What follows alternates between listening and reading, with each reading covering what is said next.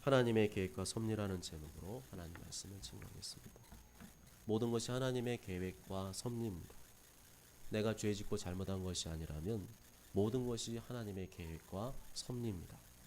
내가 뜻하지 않은 모든 일들 속에는 도리어 나에게 유익이 되게 하시고 복이 되게 하시는 하나님의 섭리가 그리고 계획이 담겨져 있습니다. 요새 사모가 허리와 목 디스크 수술을 받고 집에서 요양하며 회복하는 중에 있습니다. 그런데 희한한 것은 우리 교회 안에 사모와 비슷한 증상을 앓고 있는 분들도 연쇄적으로 시술과 수술을 받게 되었다는 사실입니다. 먼저는 신명숙 권사님입니다.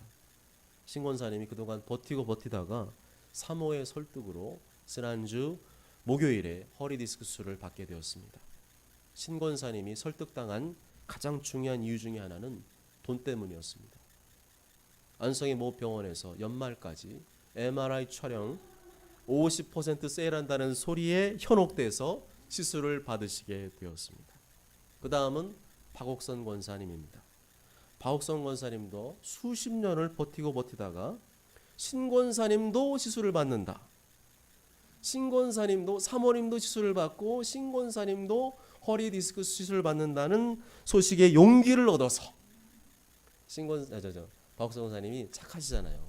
대신에 좀 소심해요. 그래서 혼자서는 못하겠는데 분위기가 그렇게 가니까 그 여세를 몰아서 지난주 금요일에 허리 디스크 수술을 받게 되었습니다. 물론 박옥선 권사님이 설득당한 가장 중요한 이유 중에 하나도 돈 때문이었을 것입니다. 안성의 모 병원에서 연말까지 MRI 촬영을 50% 세일한다는 소식 때문이었을 것입니다. 이번 일을 통해서 다시 한번 돈의 위력을 실감하게 되었습니다. 그렇게 설득을 해도 그렇게 오랫동안 저도 많은 얘기를 했거든요. 그렇게 설득을 안 당하던 분들이 병원에서 50% 세일한다고 하니까 그냥 넘어가 버렸어요. 돈의 위력이 이렇게 무시무시합니다. 인간적으로 본다면 왜 갑자기 우리 교회 같이 작은 교회에서 한꺼번에 여러 명이 시술과 수술을 받으시게 되었을까 하는 생각이 듭니다. 좋은 생각보다는 부정적인 생각이 들 수도 있습니다. 그러나 믿음은 해석입니다. 믿음은 해석입니다. 믿음은 모든 상황을 해석하는 능력입니다. 내가 죄짓고 잘못한 것이 아니라면 나에게 닥치는 모든 상황들은 보이지 않는 하나님의 계획과 섭리 가운데 있는 줄로 믿습니다. 결코 우연히 일어나는 일은 없는 줄 믿습니다. 마태복음 10장 29절에 보면 참새 2마리가 한 아사리온에 팔리지 않느냐. 그러나 너희 아버지께서 허락하지 아니하시면 그 하나도 땅에 떨어지지 아니하리라 말씀합니다. 나에게 닥치는 모든 과정들을 하나님의 계획과 섭리로 받아들이면 마음이 무덤덤해집니다. 하나님께 감사하고 찬양하는 마음이 생기게 됩니다. 그렇지만 이 모든 과정들을 부정적이고 안 좋은 쪽으로 받아들이게 되면 하나님과 사람에게 원망하는 마음이 들게 됩니다. 원망은 대표적인 불신앙입니다. 원망을 입에 달고 다니는 사람치고 믿음 좋은 사람을 본 적이 없습니다. 인간성 좋은 사람을 본 적이 없습니다. 얼굴도 못생겨지고 얼굴도 밉상으로 변하게 됩니다. 내 안에 원망이 일어난다는 말은 나에게 닥친 상황을 지금 불신앙적으로 해석하고 있다는 겁니다. 원망은 내 영혼도 죽이고 다른 사람의 영혼도 죽이게 됩니다. 나아가 끊임없이 원망하며 불평하는 사람은 하나님의 심판의 대상이라고 말씀합니다. 유다서 1장 16절에 이 사람들은 원망하는 자며 불만을 토하는 자며 그 정욕대로 행하는 자라. 그 입으로 자랑하는 말을 하며 이익을 위하여 아첨하느니라. 고린도전서 10장 10절에 그들 가운데 어떤 사람들이 원망하다가 멸망시키는 자에게 멸망하였나니 너희는 그들과 같이 원망하지 말라. 야고보서 5장 9절에 형제들아 서로 원망하지 말라. 그리하여야 심판을 면하리라.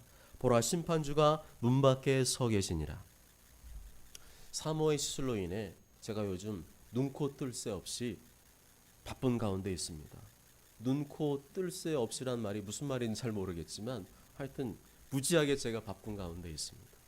목과 허리 두 군데 왔잖아요. 목과 허리 두 군데 디스크가 왔기 때문에 아무것도 집안일을 할 수가 없습니다. 오히려 저를 도와주는 게 저에게 폐를 끼치는 거예요. 그래서 절대 못하게 합니다. 조금만 도와주면요 바로 이게 와가지고 방사통이 와서 머리 아프고 파스도 붙이고 그래야 되니까 하지 말라고 합니다. 하지 말고 내가 다 할 테니까 걱정하지 말라고. 집안일을 제가 다 하고 있어요. 찔리는 남편들도 계실 것이고 부러운 아내들도 계실 것이고 그러면요 디스크 수술하시면 돼요. 그래서 제가 이렇게 너무 바쁘다 보니까 그냥 하는 말이 아니고 너무 바빠서 혹시라도 빼먹고 뭔가 좀 실수하는 거 있으면 좀 이해해 주시길 바란다는 그런 말씀 드리고 싶어요. 게다가 신명숙 권사님이 저의 어머니지 않습니까? 신 권사님이 수술을 받고 병원에 입원하시게 되니까 집에서는 사모 대신 집안일을 하랴 병원에 계신 어머니 얼굴 보러 안 갈 수 없잖아요. 매일마다 가야 되고 더블로 바빠지게 되었습니다. 게다가 하필이면 박옥성 권사님도 이때 수술을 받으셔서 같은 병원 바로 2층에 입원하시게 되었습니다. 그래서 신 권사님 만나러 갔다가 그냥 올 수가 없는 또 올라가서 박옥성 권사님 병실 들러서 위로해드리고 기도해주고 그러고 와야 돼요. 그래서 따따블로 바빠지게 되었습니다. 그럼에도 감사한 것은 인간적으로는 짜증날만 하잖아요. 목사는 뭐 짜증 안 나겠어요? 피곤하면 힘들면 짜증 나죠. 그런데 별로 짜증이 안 난다는 사실입니다. 할렐루야. 인간적으로 본다면 지금 이렇게 웃으면 설교 못해요. 피골이 상접해가지고 온갖 근심을 다 짊어지고 설교해야 되는데 짜증이 날 만도 한데 짜증이 나야 할 것 같은데 왜 짜증이 별로 안 나는 것일까요? 저도 그것이 알고 싶습니다. 그 이유는 이 모든 것을 이 모든 상황을 하나님의 계획과 섭리로 받아들였기 때문입니다.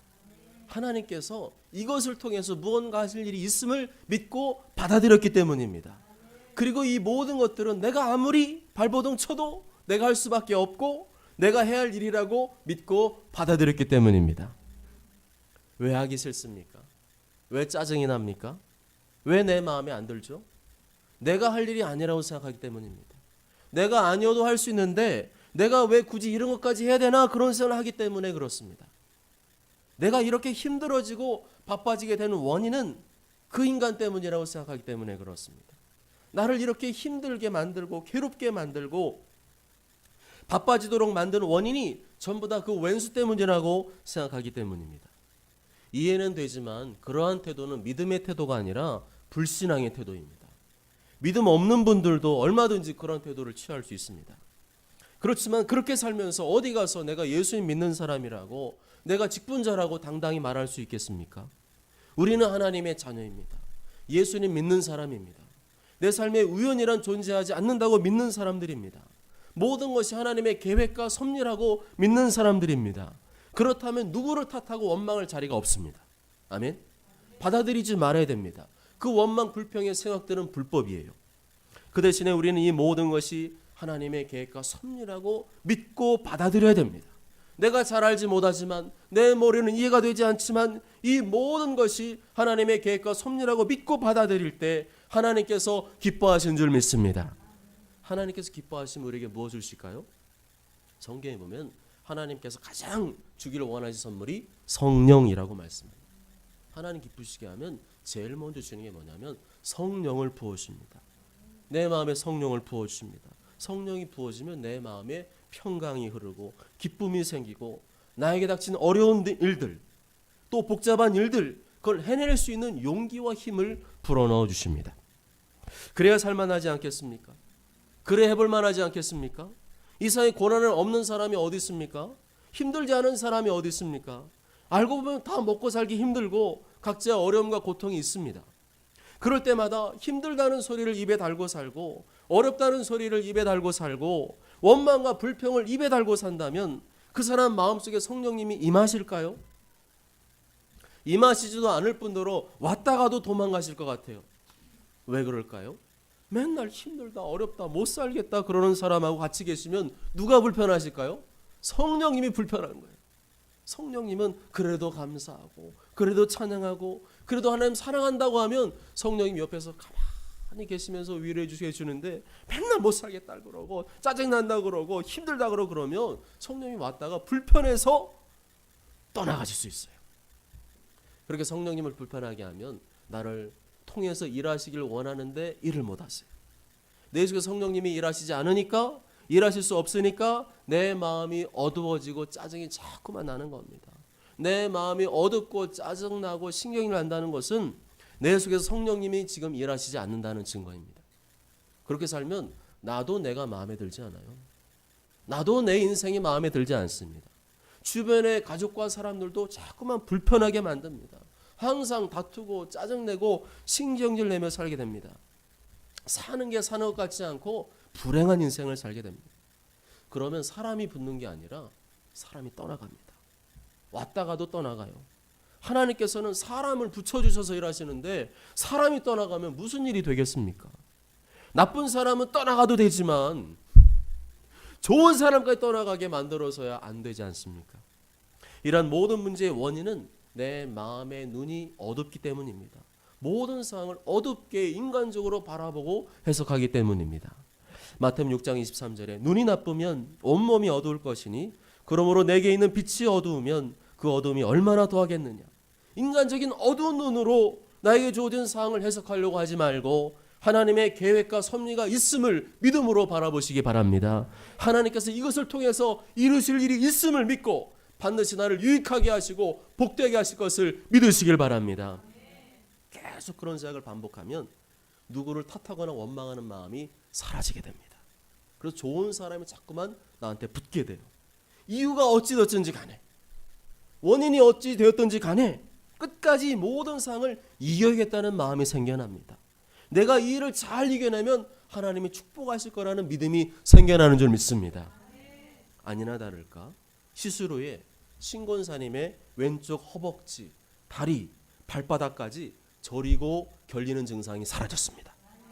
발이 너무 차고 시려서 힘들어하셨는데 약을 먹어도 소용이 없었는데 이제는 발도 따뜻해지고 왼쪽으로 눕는 것도 편안해졌습니다. 할렐루야. 박옥성 권사님 같은 경우엔 조금만 늦었으면 큰일 날 뻔했어요. MR을 찍어보니까 척추신경이 너무 가늘어져서 신경이 이러다가는 끊어지기 직전이었어요. 신경이 끊어지게 되면 하반신 불구가 돼서 일평생 휠체어를 타고 다니실 뻔했습니다. 할렐루야. 하나님의 계획과 섭리가 있었어요. 사모가 목, 허리 디스크 두 군데가 디스크 걸린 거 다 하나님의 섭리가 있었어요. 왜 이런 일이가 아니라 하나님이 하실 일이 있었어요. 사모가 시술 받고 나니까 신권사님도 시술을 받게 되었고 신권사님 시술 받으니까 옥권사님도 시술 받게 되었고 할렐루야. 그 바람에요 큰일 날 뻔한 일이 막아졌습니다. 하나님의 계획과 섭리인 줄 믿습니다. 모든 것이 합력하여 선을 이루게 하시는 하나님의 섭리인 줄 믿습니다. 물론 돈은 좀 들어가지만 하나님께서 필요한 물질도 채울 줄 믿습니다. 이번 기회에 자녀 손들로부터 효도받게 하실 줄 믿습니다. 오늘 본문에도 보면 하나님의 계획과 섭리가 나오고 있습니다. 26절 같이 한번 읽어보실까요? 26절 읽습니다. 시작.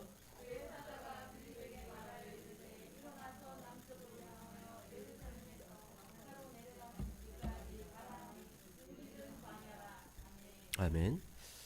빌립 집사가 등장을 합니다. 그런데 그에게 주의 사자, 곧 주의 천사가 나타났습니다. 그리고 천사가 이렇게 말했습니다. 일어나서 남쪽으로 향하여 예루살렘으로 가사에서 가사로 내려가는 길까지 가라. 하니 그 길은 광야라. 여러분 광야로 가서 누구를 만날 수 있나요? 광야는 먼지만 풀풀 나는 것이고 풀 한 폭이 제대로 자랄 수 없는 곳입니다. 그런데 광야로 가라고 한다면 제가 여러분들로 광야로 가세요 그러면 여러분 같으면 어떻게 하시겠습니까? 말도 안 되는 일이죠. 이해가 안 되는 일이죠. 하필이면 왜 광야입니까? 광야에서 무슨 좋은 일이 생기겠습니까? 그렇지만 빌립이 어떻게 했어요? 그 메시지를 듣고 순종을 했습니다. 머리는 이해가 안 되고 말도 안 되는 일이지만 믿고 순종을 했습니다. 아멘. 빌립은 지금 나에게 광야로 가라고 말한 존재가 하나님께서 보내신 천사인 줄 믿었습니다. 그리고 그 메시지는 하나님의 메시지인 줄 믿었습니다. 믿음으로 반응하시길 바랍니다. 이 시간 말씀을 들으면서도 믿음으로 반응하시기 바랍니다.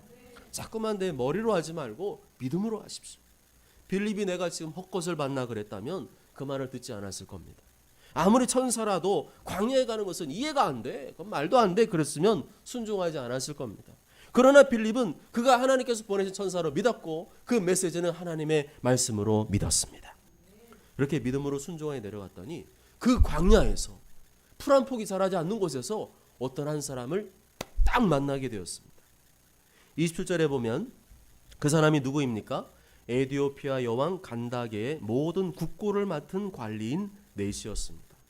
이 사람은 에디오피아 왕국의 아주 높은 사람이었습니다. 한 나라의 돈과 재정을 관리하는 아주 높은 관리자였습니다. 지금으로 치면 기획재정부 장관이나 경제부총리 정도가 될 것입니다. 하나님의 계획과 섭리였죠. 그런 구도자였습니다. 하나님을 알지만 예수님을 모르는 상태였어요. 그저 구약의 하나님, 하나님은 계시다, 하나님은 창조하시는 분이시다, 그런 정도로만 알고 있었습니다. 그 하나님을 예배하기 위해 예루살렘에 다녀오는 길에 광야를 지나게 되었습니다.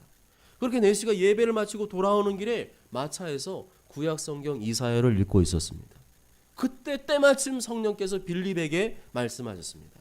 이 수레로 가까이 나아가라. 저 마차로 가까이 다가가거라.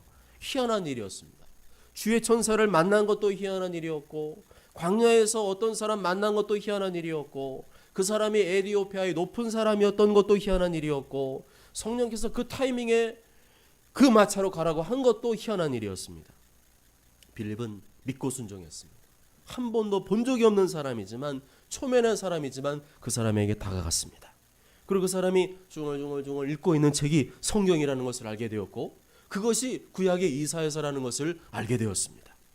빌립은 3절에 이렇게 물었습니다. 읽는 것을 깨닫느냐? 그 읽는 것을 깨닫고 있습니까? 성경을 많이 읽는 것도 중요하지만 뭐가 더 중요하다는 겁니까?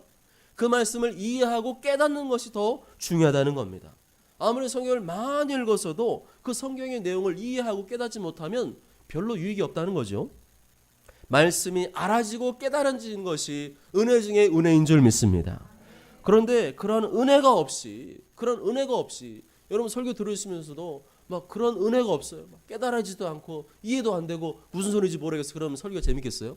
재미 하나도 없잖아요. 그런데 깨달아지고 알아지고 그런 것이 은혜이고 재미입니다. 성경을 그렇게 알아지고 깨달아지도록 기도하면서 읽는 것이 하나님의 은혜라는 거죠. 에디오피아의 내시는 높은 사람이었지만, 높은 자리에 있었지만 겸손한 사람이었습니다. 대부분의 높은 사람은 좀 겸손하지 않을 때가 많습니다. 자꾸만 이렇게 어깨를 펴고 자기 어떤 뭔가를 자꾸만 과시하려고 하는데, 이 내시는 그렇지 않았습니다. 자신의 체면을 차리거나 아는 척하지 않았습니다. 지도해 주는 사람이 없으니 어찌 깨달을 수 있겠느냐? 설명해 주는 사람이 없는데 내가 어떻게 알겠소? 하고 빌립에게 정중히 가르쳐 달라고 부탁을 했습니다.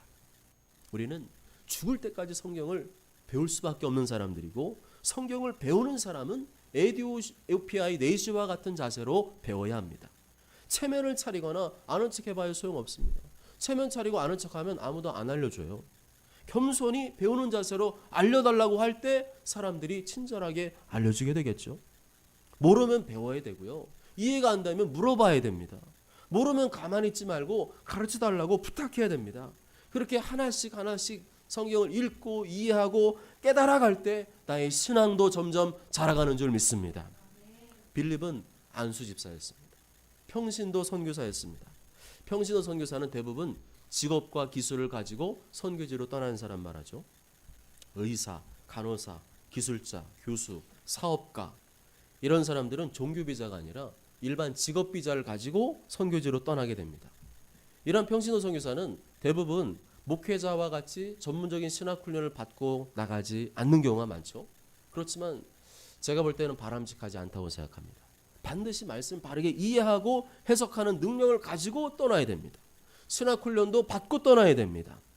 35절에 빌립이 입을 열어 이 글에서 시작하여 예수를 가르쳐 복음을 전하니. 빌립은 평신도 선교사와 같은 사람이었지만 물어볼 때 그 즉시 알려줄 수 있을 정도로 말씀에 대한 이해와 깨달음이 괜찮은 사람이었어요. 다시 말하면 평신도 선교사도 말씀의 은사를 갖고 있어야 된단 말입니다. 평신도 선교사라도 말씀의 은사가 없는 사람이 선교지로 가면 안 된다는 말입니다. 성경을 읽어도 자기도 이해가 안 되고 깨달아지지 않는 사람이 어떻게 다른 사람한테 복음을 전하고 하나님 말씀을 가르치고 하나님 뜻대로 살도록 권면할 수 있겠습니까? 눈을 못 보는 소경이 어떻게 눈을 못 보는 소경을 이끌어줄 수 있겠습니까? 그래서 하나님의 부르심을 따라 평신도 선교사로 나가는 사람이 있다면 제일 먼저 그 사람에게 말씀의 은사가 있는지를 확인해야 됩니다. 스스로 말씀을 읽고 이해하고 깨닫고 묵상할 수 있는 능력이 있는가 없는가를 확인해야 됩니다. 그것이 없다면 절대로 선교사로 나가서도 안 되고 파송해 주어서도 안 됩니다. 선교사는 복음을 전할 뿐만 아니라 현지의 영혼들을 계속해서 말씀으로 가르치고 양육해야 되는 성경 교사이기도 한데 어떻게 말씀도 모르고 그런 말씀의 은사 능력도 없는 사람이 선교지로 가서 활동할 수 있겠습니까? 영적으로 굶어 죽게 됩니다. 자기의 영혼도 굶어 죽게 되고 현지의 영혼들도 굶겨 죽이게 됩니다. 이해하고 깨달은 말씀을 가지고 말씀을 들려줘야 영혼들도 맛있게 말씀을 받아먹고 하나님 뜻이 그런 거구나 알게 되고 깨닫게 되고 신앙이 성장이 되는데 그런 능력이 없이 어떻게 그냥 가서 선교지 영혼들을 돌보고 바르게 양육할 수 있겠습니까? 이 에디오피아 내시가 읽고 있던 성경 구절은 이사야서 53장 말씀인데 놀랍게도 이 말씀은요 메시아 예수 그리스도께서 고난받으실 건에 관한 예언이었습니다. 하나님의 계획과 섭리였죠. 32절부터 34절까지 다 함께 읽습니다. 시작. 읽는 성경 구절은 이것이니 일러스되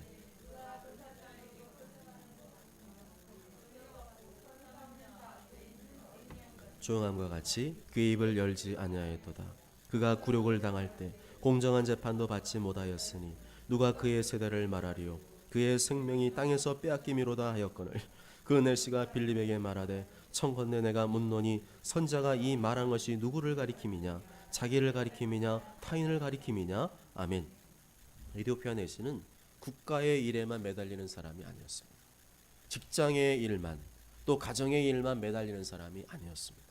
에디오피아 내시는 말씀을 묵상하는 일을 가장 소중히 여기는 사람이었고 구체적인 질문을 갖고 물어보는 사람이었습니다. 그런 사람이 오늘 본문에 나오는 하나님의 은혜를 입게 되는 줄 믿습니다. 그런 사람이 하나님의 은혜를 날마다 경험하게 되는 줄 믿습니다. 안 되면 하나님께서 빌립 같은 사람을 보내셔서라도 말씀을 깨닫게 하시고 알게 해주신 줄 믿습니다. 여러분 하나님의 기적을 원하십니까? 하나님의 은혜를 원하십니까? 하나님 만나기 원하십니까? 그렇다면 에디오피아의 내시와 같은 겸손한 자세로 하나님 말씀을 사모하십시오. 하나님 말씀을 사모했더니 빌립을 통해서 알려주고 깨닫게 해주셨어요. 천사를 동원해서 성령님의 역사로 말씀을 깨닫고 알게 해주었습니다. 이렇게 하나님의 말씀을 사모하며 살아갈 때 보너스로 하나님의 은혜와 기적도 붙여주신 줄 믿습니다. 그래서 기적과 은혜를 구하는 것이 먼저가 아니라 하나님의 말씀을 읽고 묵상하는 것이 먼저인 줄 믿습니다. 나는 왜 하나님의 은혜와 기적을 경험하지 못하는가? 내가 그토록 열심히 오랫동안 기도했는데 왜 아무 일도 안 생기는가? 성경 말씀에 소홀했기 때문입니다. 에디오피아 내시와 같이 성경을 사모하고 묵상하는 열정이 없기 때문입니다. 오늘부로 큐티 묵상의 열정을 회복하시길 바랍니다. 새로운 결단과 각오로 2021년부터는 큐티 묵상하는 일에 열심을 내시길 바랍니다.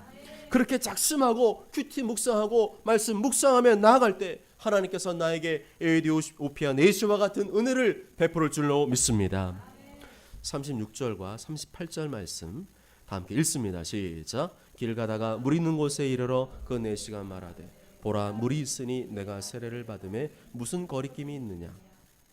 이에 명하여 수레를 멈추고 빌립과 내시가 둘 다 물에 내려가 빌립이 세례를 베풀고. 아멘. 오늘 본문에 나오는 이 두 인물을 보시면서 무슨 생각이 드셨습니까? 이 빌립과 에디오피아 내시를 보시면서 이 두 사람은 어떤 사람이라는 생각이 드셨습니까? 저는 화끈하다는 생각이 들었어요. 이 두 사람 다 화끈한 사람이다. 빌립도 화끈한 사람이고 에디오피아 내시도 화끈한 사람의 생각이 들었습니다. 주의 천사가 말하면 두말 없이 순종한 사람이 빌립이었고요. 광야로 가라고 하면 두말 없이 순종한 사람이 빌립이었고요. 성령님께서 수레로 가라고 하면 두말 없이 순종한 사람이 빌립이었습니다. 모르는 말씀이 있거나 궁금한 말씀이 있을 때 적극적으로 물어본 사람이 에디오피아 내시였습니다. 예수님께서 나의 죄를 대신하여 십자가의 피 흘려 죽으시고 다시 부활했다는 사실을 믿자마자 곧바로 세를 받겠다고 결단한 사람이 에디오피아 내시였습니다. 얼마나 화끈합니까? 신앙생활 이렇게 될 줄로 믿습니다. 화끈하게 하시기 바랍니다. 생각이 너무 많은 사람, 이것저것 재고 따지고 계산하는 사람, 아무리 말해줘도 자기 주장을 굽히지 않는 사람은 신앙생활 자체가 어려워요. 신앙이 성장할 수가 없습니다. 여러분, 성경 말씀은 인간의 말로 기록되었지만 인간의 말이 아니라 하나님의 말씀인 줄 믿습니다. 그렇다면 하나님 말씀을 들을 때 어떤 반응이 나와야 되겠습니까? 화끈해야죠. 이것저것 잴 필요가 없습니다. 그냥 순종하시기 바랍니다. 그래야 할 때 어떤 일이 벌어져요? 하나님 기뻐하시는 거예요. 하나님이 은혜를 주시고 복을 주시고 내 인생을 책임져 주시는데 뭘 그렇게 망설이십니까? 다른 사람의 말은 잘도 들으면서 돈 버는 일은 그렇게 말도 잘 들으면서 왜 하나님의 말씀 앞에는 화끈하게 결단하지 못하십니까? 빌립과 에디오피아 내시처럼 화끈하게 결단하고 순종하시길 바랍니다.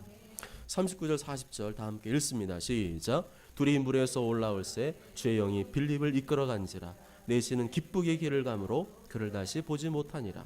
빌립은 아소도에 나타나 여러 성을 지나다니며 복음을 전하고 가이사랴에 이르니라. 아멘. 복음을 듣고 예수님의 그 십자가의 죽으심 그 부활을 듣고 나 믿어져요. 나 세례 받겠어요. 세례 받은 내시는 기쁘게 자신이 가던 길로 갑니다. 예전과 다를 바 없는 생활을 계속 이어진다는 거죠. 그렇지만 그의 마음은 어땠어요? 바뀌었어요. 그전에는 항상 어두운 마음도 있었을 것이고 고통스러운 마음도 있었을 것이고 이게 봐도 모르겠네 이런 마음이었는데 이제는요 예수님 믿어지니까 마음속에 기쁨이 생겨났습니다. 복음이 그 사람을 그렇게 변화시켰습니다. 복음이 살아있는 사람의 특징이 기쁨인 줄로 믿습니다. 뭘 먹고 마시고 사고 지르고 취해서 기쁨을 얻으려고만 하지 말고 복음에 대한 감격과 기쁨, 예수님 나를 죄에서 구원했다는 구원의 감격과 기쁨을 잘 유지하고 보존할 때 항상 내 마음의 기쁨으로 충만하게 되는 줄 믿습니다. 아쉽지만 빌립은 다시는 에디오파 내시를 만나지 못하게 되었습니다. 인간적으로는 다시 만나고 싶죠. 내가 복음을 전했잖아요. 내가 복음을 전해서 예수님 믿게 되었잖아요. 그럼 또 다시 만나고 싶고 신앙생활 잘하고 있는지 확인하고 싶었지만 하나님 뜻은 그게 아니었어요. 그 다음에 만나지 못했다고 말씀합니다. 이러한 인간적인 기대에 매여서 우리가 살 때가 있습니다. 인간적인 기대에만 자꾸 매여 살면 하나님 뜻을 이루지 못하게 됩니다.